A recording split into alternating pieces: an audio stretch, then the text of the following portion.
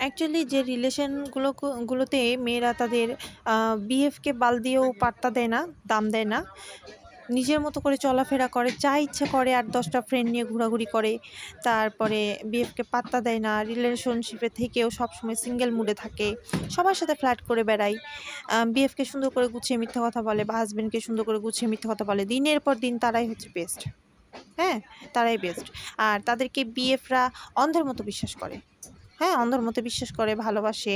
তাদের সম্পর্কটাই টিকে থাকে। একদম শেষ পর্যন্ত টিকে থাকে। আর এ না টিকলেও তারা কখনো ভেঙে পড়ে না। নিজের জায়গায় স্থির থাকে। ভাবে ছেলেরা কি অভাব পড়েছে? তারাই ভালো থাকে। আচ্ছা যাই হোক, আর যারা রিলেশনে থেকেও সৎ থাকতে চায়, একজন নিয়ে পড়ে থাকে, নিজের কিছু গোপন করে না, লুকায় না, একটা মিথ্যা বলতে গেলেও আপনার ৫ বার করে ভাবে, হ্যাঁ? তাদের সম্পর্কগুলোই দেখবেন টিকে না। দিন শেষে তারাই হচ্ছে মিথ্যাবাদী, খারাপ বলে প্রমাণিত হয়। তারা অল্পতেই ভেঙে পড়ে। আর এইদিকে খারাপরাই ভালো থাকে সবসময়, খারাপরাই ভালোবাসা পায়, খারাপরাই সার্থক হয়। কি জীবন! আমাদের কি দুনিয়া! আহারে! মানবজাতি। ধিক্কার! ছি!